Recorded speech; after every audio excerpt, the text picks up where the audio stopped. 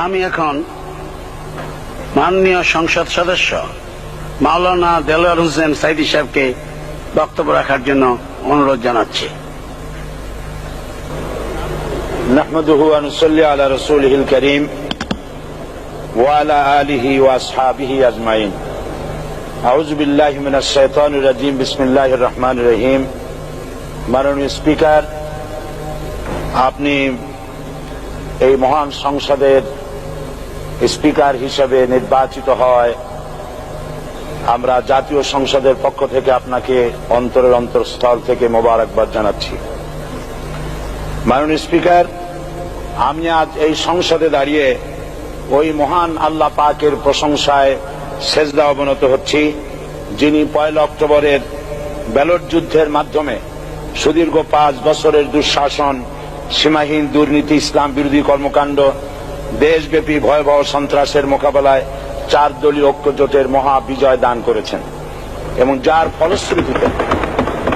যার ফলশ্রুতিতে আজকে আমরা এই মহান সংসদে দাঁড়িয়ে কথা বলার সুযোগ লাভ করেছি।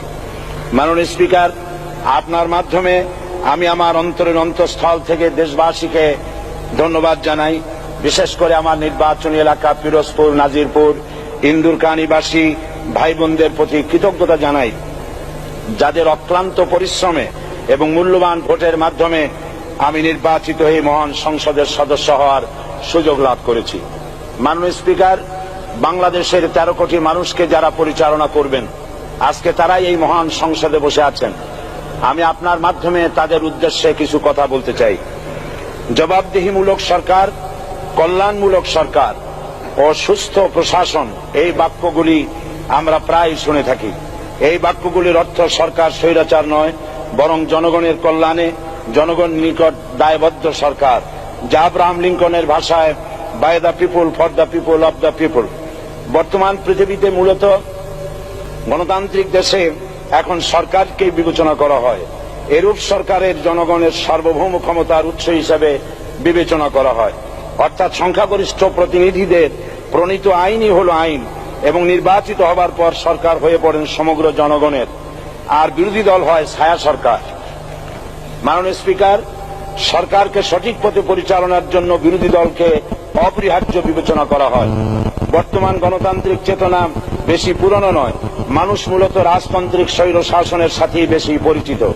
বস্তুত বর্তমান পৃথিবীতে গণতান্ত্রিক শাসন ব্যবস্থায় জবাবদিহিমূলক, কল্যাণমূলক, স্বচ্ছ প্রশাসনের যে কথাবার্তা আমরা শুনতে পাই, এর প্রথম উপস্থাপক হলেন বিশ্বনবী হযরত মুহাম্মদ রাসূলুল্লাহ সাল্লাল্লাহু আলাইহি ওয়াসাল্লাম।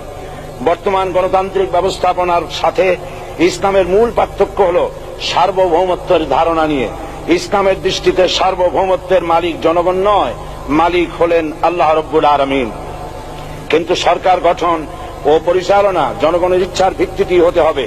জনগণের ইচ্ছার বিরুদ্ধে ক্ষমতায় থাকার অধিকার ইসলামের স্বীকৃত নয়।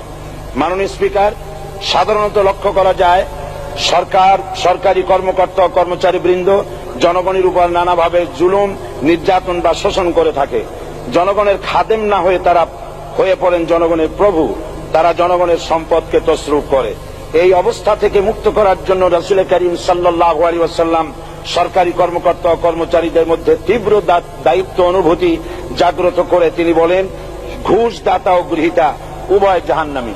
নবী করিম সাল্লাল্লাহু আলাইহি ওয়াসাল্লাম আরো বলেছেন, আমরা যদি কাউকে কোনো রাষ্ট্রীয় দায়িত্ব প্রদান করি, তখন সেই ব্যক্তি তার ব্যক্তিগত কাজ যতটা নিষ্ঠা ও আন্তরিকতার সাথে পালন করে, রাষ্ট্রীয় দায়িত্ব যদি সেভাবে পালন না করে, তবে কিয়ামতের দিন তাকে উল্টো করে জাহান্নামে নিক্ষেপ করা হবে। রাষ্ট্রীয় সম্পদ তসরুপের ব্যাপারে কঠোর হুঁশিয়ারি উচ্চারণ করে বিশ্বনবী মুহাম্মদ রাসূলুল্লাহ সাল্লাল্লাহু আলাইহি ওয়াসাল্লাম বলেছেন, রাষ্ট্রীয় দায়িত্ব পালনকারী কেউ যদি 1 টুকরা সুতা বা তার চেয়েও ক্ষুদ্র কোনো জিনিস খেয়ানত করে, তবে কিয়ামতের দিন খেয়ানতের বোঝা মাথায় করে তাকে উঠতে হবে। মাননীয় স্পিকার, আল্লাহ রসুল যে সরকার ব্যবস্থা প্রতিষ্ঠা করেছিলেন, তা সত্যিকার অর্থে ছিল জনকল্যাণমূলক সরকার। তার সরকারে দায়িত্ব পালনকারী ব্যক্তিবর্গের মধ্যে চরম দায়িত্ব অনুভূতি জাগ্রত করে দেওয়া হয়েছিল। এটা সম্ভব হয়েছিল কেবলমাত্র আখিরাতের তীব্র বিশ্বাস ও মহান আল্লাহর দরবারে জবাবদিহিতার অনুভূতির মাধ্যমে। মানুষের নিকট জবাবদিহিতা পাশ কাটিয়ে যাওয়া যায়, কিন্তু আল্লাহর নিকট জবাবদিহিতা পাশ কাটানোর কোনো সুযোগ নেই। মাননীয় স্পিকার, নবী করিম সাল্লাল্লাহু আলাইহি সাল্লামের সরকার ব্যবস্থাপনায় সবাই যেমন আইনের দৃষ্টিতে সমান অধিকার ভোগ করেছে, ঠিক তেমনি ভাবে রাষ্ট্রের নাগরিক হিসাবে সবারই মৌলিক চাহিদাসমূহ পূরণ হয়েছে। ঋণগ্রস্ত এতিম অসহায় জনগণ রাষ্ট্রীয় তহবিল থেকে সহযোগিতা লাভ করেছে। মূলত এটা জনকল্যাণমূলক সরকারের ধারণা বিশ্ববাসী তখনই প্রথম অবলোকন করে। মাননীয় স্পিকার, নবী করিম সাল্লাল্লাহু আলাইহি সাল্লাম সরকারি কর্মকর্তাদের বিরুদ্ধে কোনো অভিযোগ পেলে তখনই ব্যবস্থা গ্রহণ করতেন। আইনের চোখে সবাই সমান এবং এ কারণেই শাসকদের আত্মীয় স্বজন কারো পক্ষে সম্ভব ছিল না জনগণের উপরে জুলুম করা। খলিফা ওমর রাদিয়াল্লাহু তাআলা আনহুর এক ছেলে অপরাধী প্রমাণিত হলে সে দণ্ডভোগ থেকে রেহাই পায়নি, এমনকি এতে তার মৃত্যুদণ্ড হয়েছিল। আবার খলিফা নিজেকে আইনের ঊর্ধ্বে মনে করতেন না, তাই বর্ম চুরির ঘটনায় আলী রাদিয়াল্লাহু তাআলা আনহু কাজীর দরবারে সাধারণ ফরিয়াদির মতো উপস্থিত হন। নিজের ছেলে ও চাকরের সাক্ষী যথেষ্ট না হয় কাজী খলিফার বিপক্ষে রায় দেন। এখানে বিচার বিভাগ ছিল সম্পূর্ণ স্বাধীন এবং শাসন বিভাগের নিকট তার কোনো দায়বদ্ধতা ছিল না। মাননীয় স্পিকার, এসব হলো ইতিহাস। মুসলমান আজ অনুসরণ করতে চায় না তাদের অতীতের গৌরবোজ্জ্বল কর্মপদ্ধতিকে। সে এখন কাফির মুশরিকদের কিরানক স্বার্থ পূজারী আখেরাতে জবাবদিহিতা শূন্য বাগাড়ম্বর এক জাতি। মাননীয় স্পিকার, যে জাতির এক পূর্বসূরি মাথায় আটার বোঝা বহন করে নিয়ে চললেন আর বলে গেলেন, মানুষ কেন, ফোরাতের কূলে যদি একটি কুকুরও না খেয়ে মারা যায় তবে এই ওমর রাদিয়াল্লাহু তাআলা আনহুকে কিয়ামতের দিন আল্লাহর দরবারে জবাবদিহি করতে হবে। আর আজ সেই জাতির দায়িত্বশীলরা জনগণকে অভুক্ত রেখে তাদের মুখের গ্রাসে ভাগ বসায়। জনগণ তাদের নিকট উপস্থিত হলে মনে হয় যেন গোলাম প্রভুর দরবারে উপস্থিত হয়েছে, আর অহেতুক উৎকোচ দাবি করে তাদের উপর জুলুম করছে। আর আল্লাহ পাক জালিমকে কখনোই পছন্দ করেন না। মাননীয় স্পিকার, আমি দৃঢ়ভাবে আশা করি এই অবস্থা কাটিয়ে উঠিয়ে আমরা রাসূল করিম সাল্লাল্লাহু আলাইহি সাল্লাম কর্তৃক প্রদর্শিত রাষ্ট্র ব্যবস্থার অনুসরণ করে একটি সুখী সমৃদ্ধশালী আধুনিক ইসলামী রাষ্ট্র পরিণত করে বাংলার প্রিয় জন্মভূমি বাংলাদেশকে আজ গোটা বিশ্বব্যাপী শোষণ, নির্যাতন, হানাহানি, অশান্তির মধ্যে, তাই আজ পৃথিবীর অধীর আগ্রহে অপেক্ষা করছে ইসলামের আলোকে এমন এক রাষ্ট্র ব্যবস্থার যেখানে দায়িত্বশীলরা আল্লাহ তাআলার কাছে জবাবদিহিতার পাশাপাশি জনগণ নিকটও জবাবদিহি করতে বাধ্য হবে। মাননীয় স্পিকার, অনেক ত্যাগ ও তিতিক্ষার রক্তের বিনিময়ে গড়ে উঠেছে আমাদের গণতান্ত্রিক প্রতিষ্ঠান এই জাতীয় সংসদ। এই সংসদের সম্মান রক্ষা করার দায়িত্ব আমাদের সবার।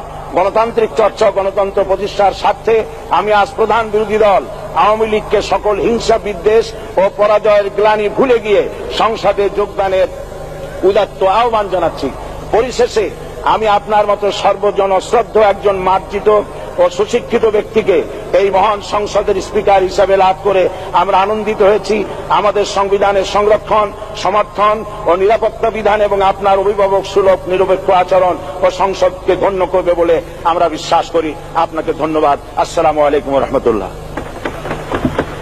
মাননীয় সদস্য মাওলানা দেলোয়ার হোসেন সাঈদী সাহেবকে আপনার তথ্যপূর্ণ ইসলামিক মূল্যবোধ সহ মূল্যবান বক্তব্যের জন্য ধন্যবাদ।